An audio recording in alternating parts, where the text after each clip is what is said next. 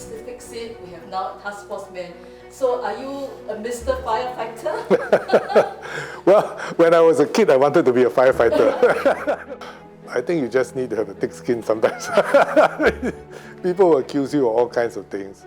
But I think in the end, as I said, you need to look at things objectively, to be firm, and to be fair. And that's all.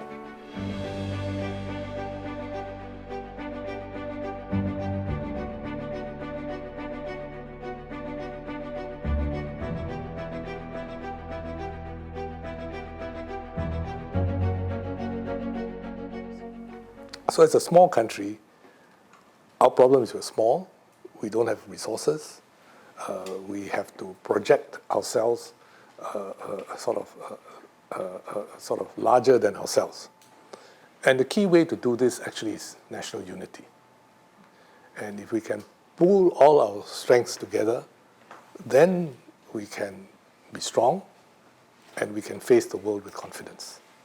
And I would say that we did not start out that way in independence. We had to work hard at building unity, national consensus, cohesion, and several of our policies, sometimes criticized today, like the ethnic integration policy in our HDB estates, have contributed to that. We no longer have ethnic enclaves in Singapore. So we are much more united. As a people, we live side by side. By and large, we go to schools together, and we have many, many more opportunities together. So unity is the core of our strength.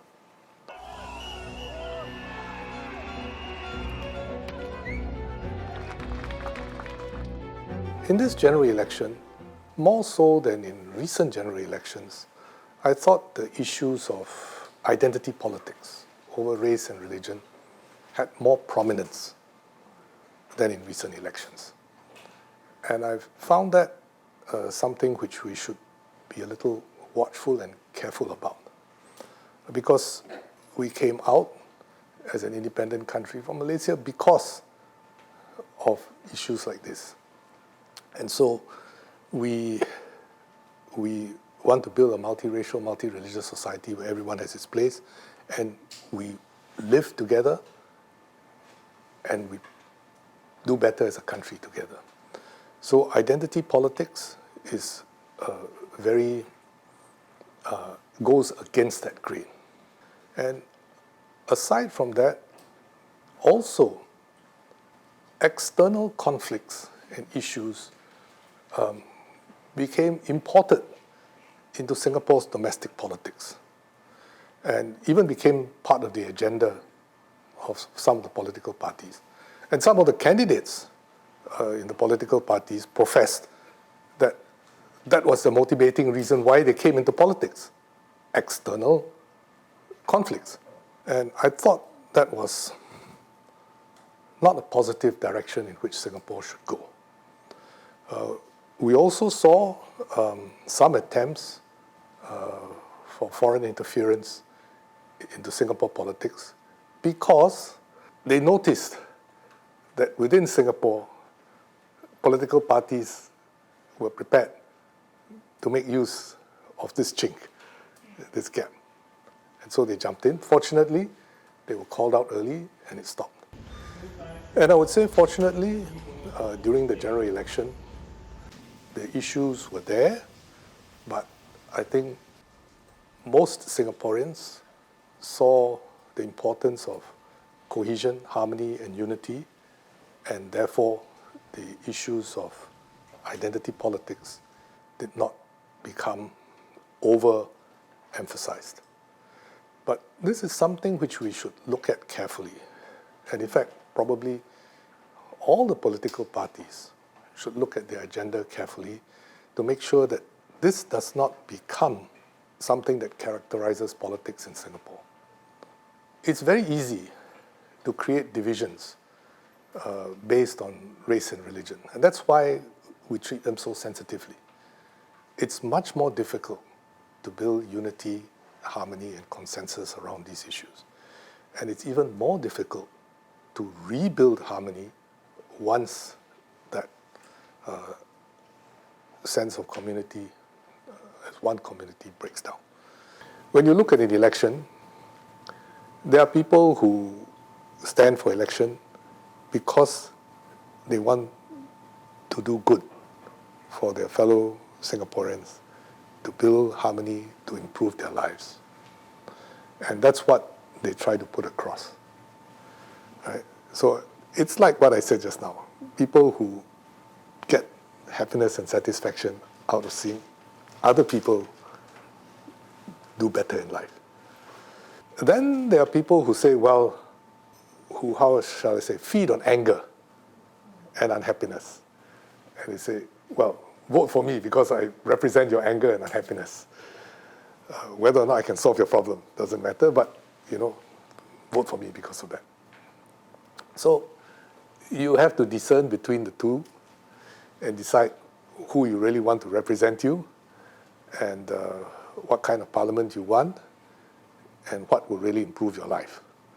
And this is in the hands of the voters. And essentially, in a democratic system, the people will get the government that they vote for.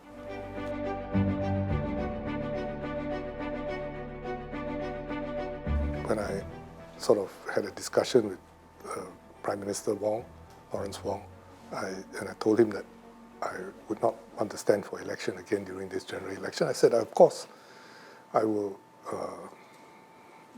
help and assist in any way which he feels I can be helpful to the 4G. And that remains open. So Singapore is quite unique, you see. In many countries, when you have alternating governments, one party, another party, the party that wins power sort of tries to burnish its own reputation by condemning everything that the party whom they defeated did. That's it. Whereas here, we have continuity.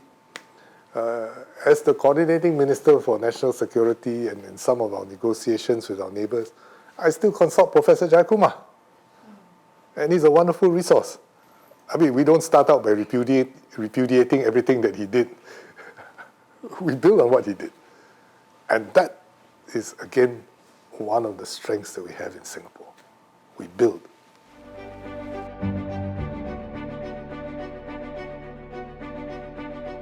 So we have a Mr. Fix-It, we have now Task Force Man. So are you a Mr. Firefighter?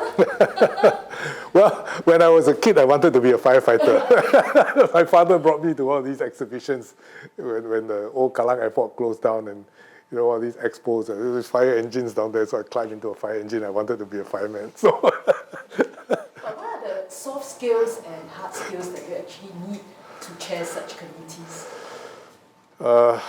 I think you just need to have a thick skin sometimes. People will accuse you of all kinds of things. But I think in the end, as I said, you need to look at things objectively, to be firm, and to be fair. And that's all. One of the most important things in government is integrity and trust that the government is doing the correct thing. And so if something goes wrong, you must deal with it. And, as parliamentarians as well, when we all get elected to parliament, the most important thing is that we're honest with each other. If we want to have a debate, it must be based on truth and honesty. And that's important, because otherwise, what's the basis for debate? And that's why truth, honesty, integrity in parliament, when we say something to each other, is so important. With so many committees and top issues, if you were to conduct a course for Skill Future for us, what would be the course that you would like to share? Skills Future. Yeah. I think that one of the things, and this is one of the things I've been trying to do in the last several years in some of the closed-door talks and so on, that I've been giving to many, many groups, is to try and have them understand the context in which Singapore exists and what are the factors, as I explained, that enable us to be successful. and what are the things which can cause us to fail. I talked about unity, trying to find common ground rather than trying to find things that divide us. And there's a certain perspective that comes from encountering issues, having lived through some of that history, although I was not involved in making those decisions, but having lived through that history, you feel it, and you don't want to be in those moments of crisis again, and you want to be able to build something that's better.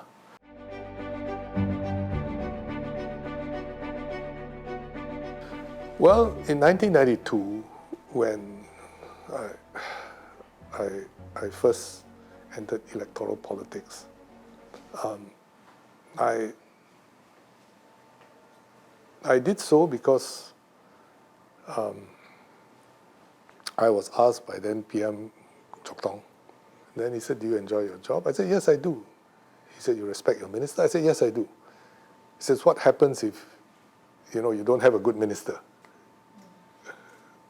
I mean, he wasn't suggesting that I would become a minister, but he was saying that, well, leadership in politics is important because it comes from the ethos comes from the top. And if you have a system in which, he was asking me, if you don't respect your minister, will you enjoy your job? Will you be able to do the things which you think need to be done? And basically he was saying, well, look, I'm not guaranteeing you anything, but we need people to step forward. And so I did. I didn't know what I would be in for, where I was going, what would happen. And it's been a fulfilling and satisfying journey. I think I've been able to contribute in some ways, but one must have a certain humility about all these things, because many people travel on the journey with you, and you cannot do any of these things on your own. For the present team, as I said, I stepped down because I felt that succession is important, and therefore we need to do that. Second, you have to be a member of parliament. And when you become a member of parliament, you commit to your residents to work for them 100+% for 5 years. And you must do that. You must do that because that's what you committed to them to do. And you must have that energy and the stamina to do that for the full 5 years, not just 9 days or 10 days in an election. And if you see that there are people who can serve your residents more energetically and better than you can, then you should let your residents be served by them. And that's in the interest of your own residents. And I could see that, and I felt that it would be good for my residents to have someone who could fully commit to them for 5 full years or 100+% looking after them.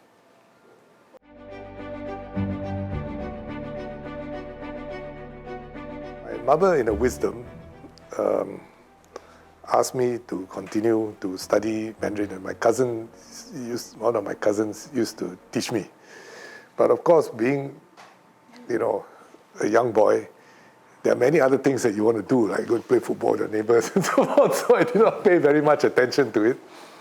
And only later in life, but at least I got the tones. So I came back to it after I entered politics.